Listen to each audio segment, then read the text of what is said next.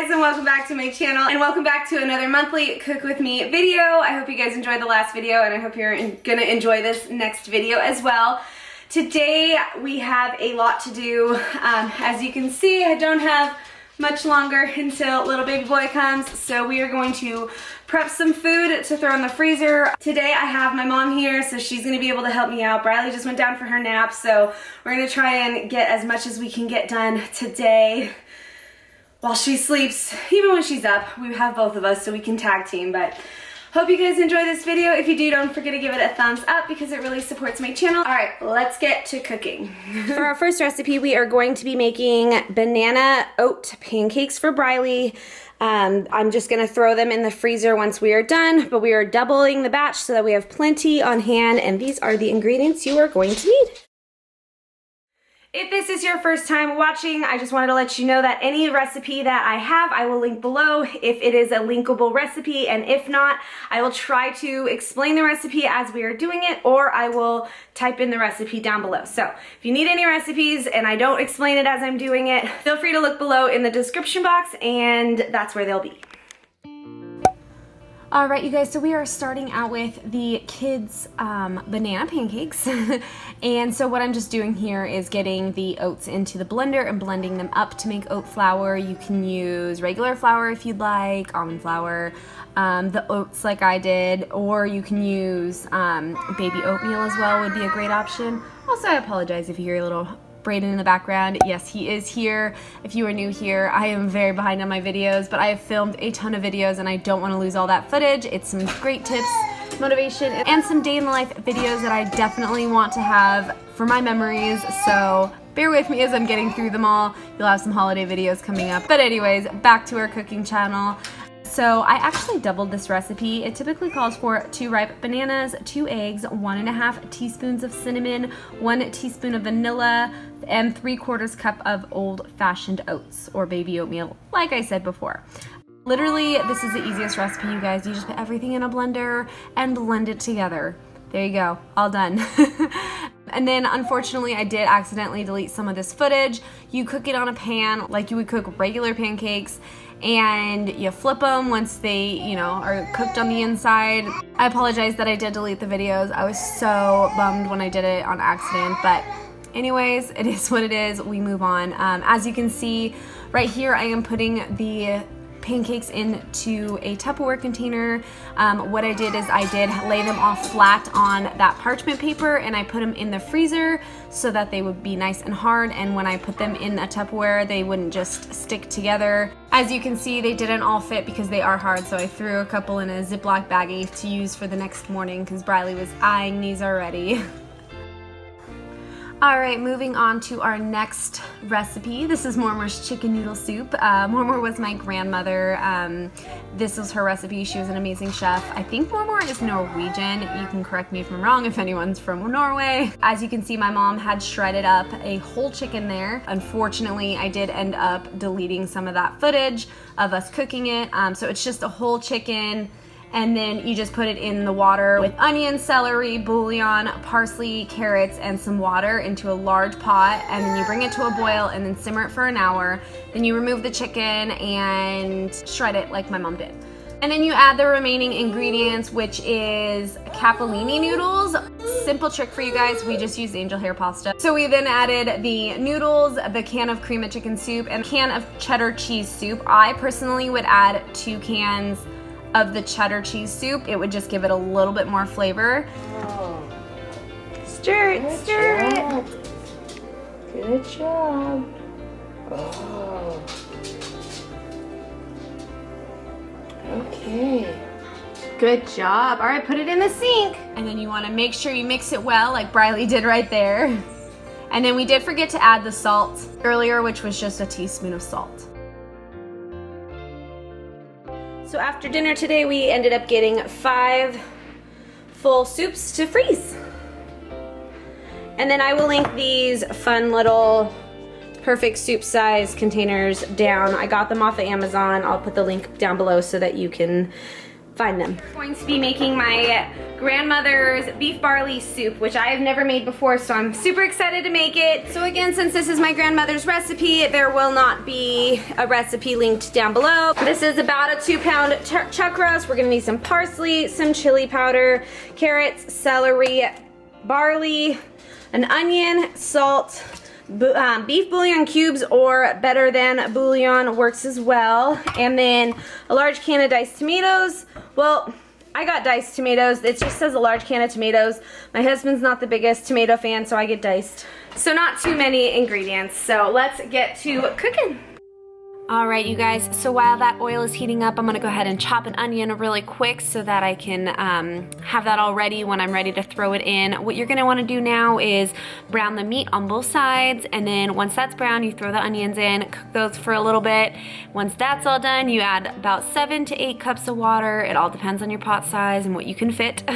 Once you add the water, then you'll add 2 beef bouillon cubes. I actually only had better than bouillon, which is like not as cubey. You'll see in a second. It's like a more pasty like.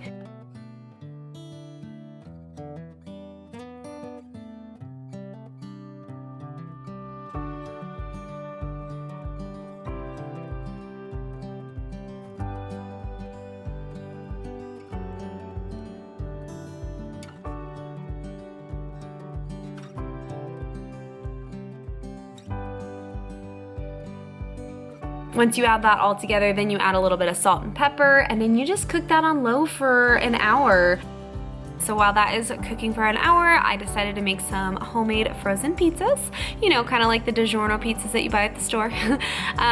So I haven't mastered it yet. I'd say these turned out really good, but they weren't like, you know, they just weren't 100%. However, I still recommend them. If you're about to have a baby, they are just such an easy grab and go meal. I just, you know, if anyone has any tips or tricks, let me know. So this is my little workspace I've got going on here. Instead of showing you guys me chopping up the vegetables, I just have some sliced onions, chopped bell peppers. These were going bad, so I figured we'll do one like everything type of pizza. And then I just have some mozzarella cheese mixed with a little bit of mild cheddar cheese. All right, you guys, these are just the toppings that I chose. You're welcome to use any toppings that you want, any crust that you want. The crust that I actually made is the Joanna Gaines pizza crust. I think it's in the volume 2. I'll have it linked down below. It's a delicious crust. I love it. I highly recommend it. I've made a lot of pizza crusts and I'm finally starting to get it mastered. So it takes a little bit to get used to making your own at-home pizza crust, but I highly recommend it. It is delicious.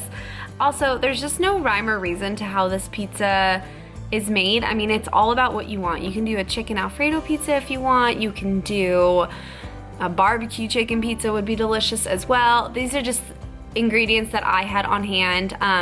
The sauce that I am using is actually a homemade pizza sauce. It's my sister's recipe. I'm not sure where she found it, but it is delicious. I will link it down below for you guys. It's pretty easy. I recommend it as well, or else I wouldn't link it down below. And then yeah, it's just, you know, basically topping a pizza with your favorite toppings.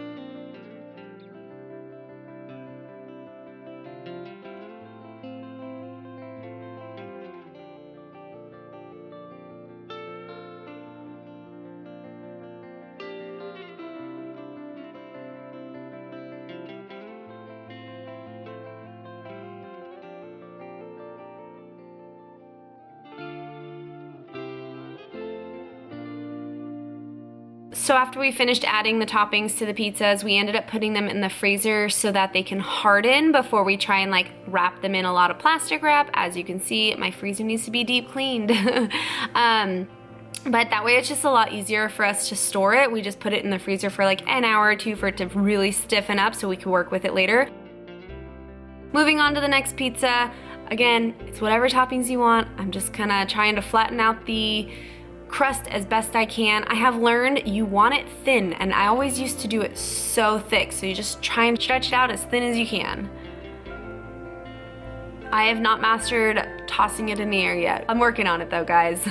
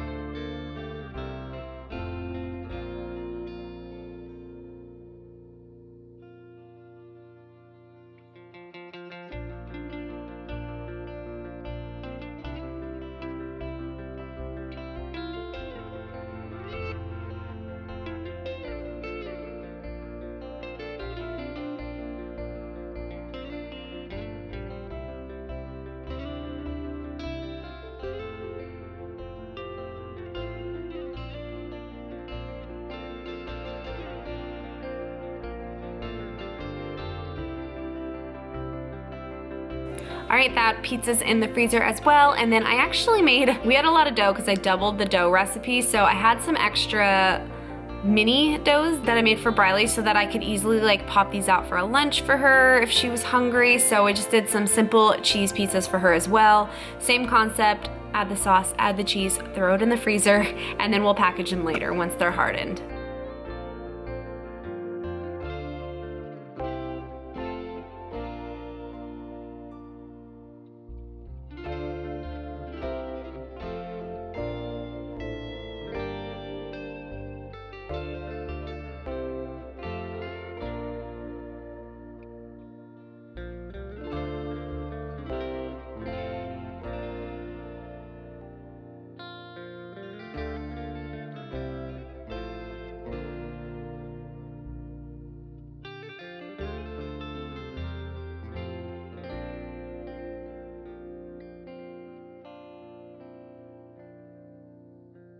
Okay, and then by the time I was done with those pizzas and had that all cleaned up, then it was time to head back to our beef barley soup. So you're just gonna remove the meat and discard of the bones. As you saw, I just took the soup bones out, took the meat out, let it cool for a little bit.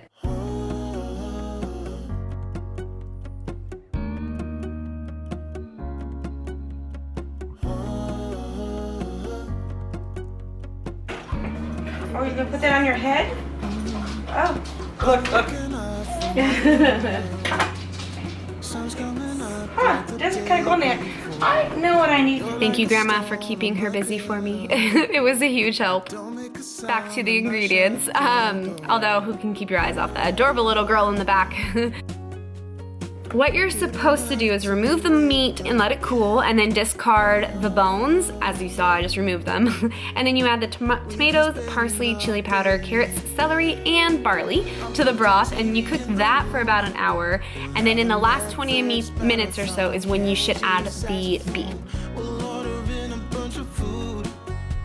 Your favorite music on all the way baritone.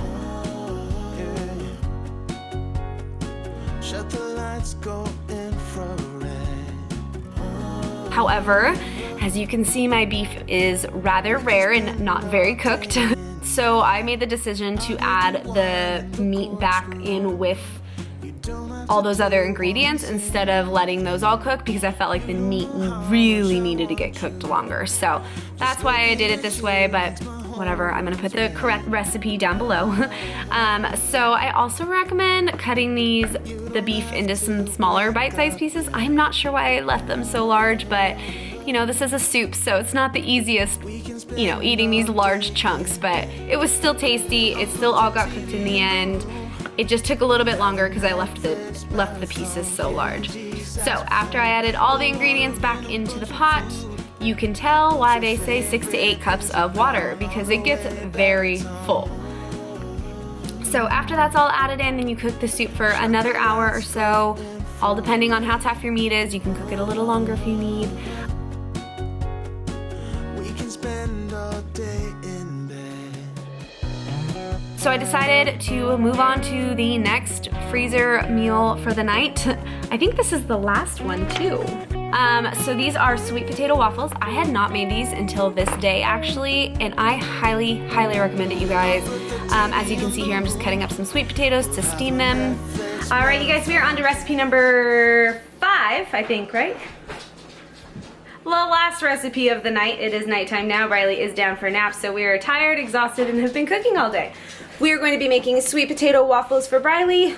I have never made this for her before. I will have the recipe linked down below. We've also got some sweet potatoes steaming right here. And these are all the ingredients you are going to need. So like I was starting to say, I was just steaming some sweet potatoes right there so that I could puree them.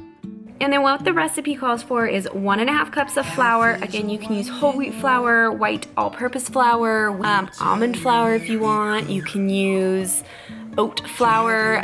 This just specific recipe, I used all-purpose flour. And then you're gonna need a cup of quick oats, 3 teaspoons of baking powder, 1 teaspoon of cinnamon, a 1/4 teaspoon of salt, 2 eggs, 1 cup of milk. Again, whatever type of milk. It calls for whole milk. I think I used 2% because that's just what we drink and what we have. So I'm sure you could use almond milk, no problem. 1/2 cup of plain yogurt. It also said plain whole fat yogurt, and I know I used Greek yogurt because that's, again, what we use. 3 tablespoons of coconut oil or butter. We had coconut oil on hand, so I used that. 4 ounces of sweet potato puree. That's why I was making the puree before. And then 2 tablespoons of brown sugar or maple syrup. And then I had organic brown sugar on hand. That's why I used that. I'm sure regular brown sugar works just fine. Jumping from cliffs so high, trusting our wings to fly. Sometimes we're crashing down, but we get up and start from the ground. And then you just mix it all together. It helps to have a stand mixer because then you can just sit and relax, sort of.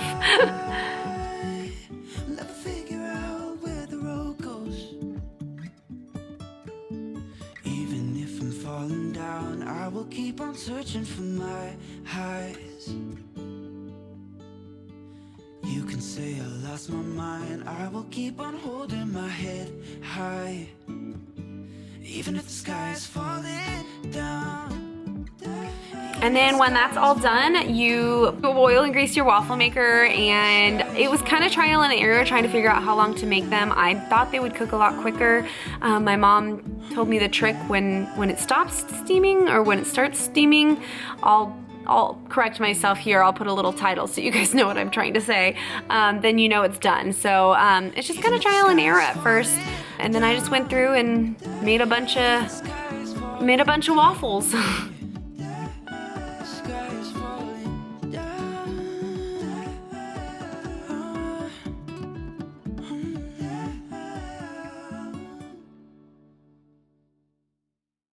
Oh, here you are, face to face in this trashy bar. Another glass and I am going places. Makes me laugh about the irony of everything. I like the way you're thinking. I don't really care about the music on the dance floor. I don't really mind all the smoke in the bathroom. I don't care at all, baby. You got Alright, so once all the waffles were made and semi-cooled so that I could work with them, I just cut them into 4s and put them on a cookie sheet with parchment paper so that we could throw them into the deep freezer and get them hardened so we can put them in a container so I can easily grab 1 to 2 for Briley in the morning instead of having to whip up a bunch of waffles. I actually just ran out of these and I need to make them again because they were so handy to have, and she always thought they were such a treat, so she just always wanted them. They were a hit, guys.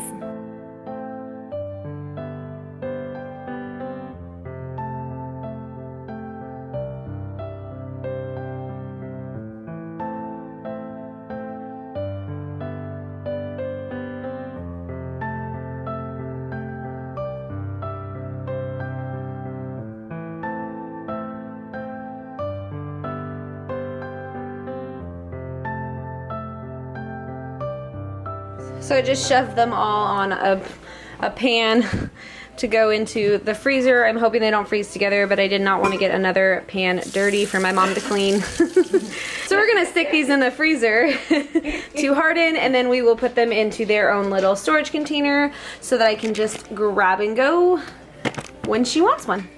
All right, and then after those were done, the soup had cooked long enough.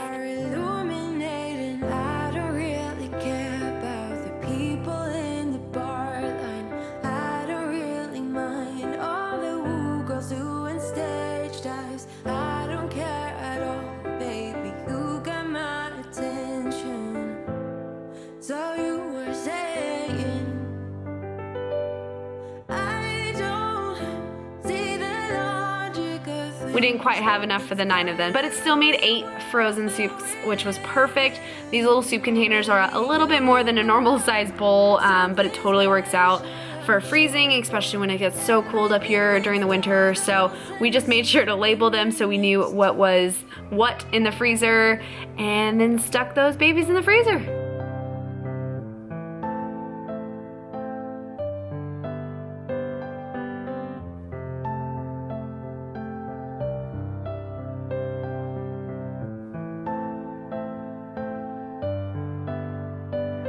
That is going to be it for my monthly meal prep with me video. I hope you guys enjoyed this video. If you did, don't forget to give it a thumbs up because it really supports my channel. And don't forget to hit that red subscribe button so that you don't miss many more videos in the future. Also, if you guys end up making any of these videos, make sure you tag me in them. As a reminder, I will be linking all of the recipes down below, or typing them out for you, or doing a voiceover. Not quite sure what I end up doing, but if you have any questions, feel free to always reach out. I can always message you guys back eventually. You know, I'm a little slow at that, but I'm trying to get better. So thank you guys again so much for watching. Bye guys.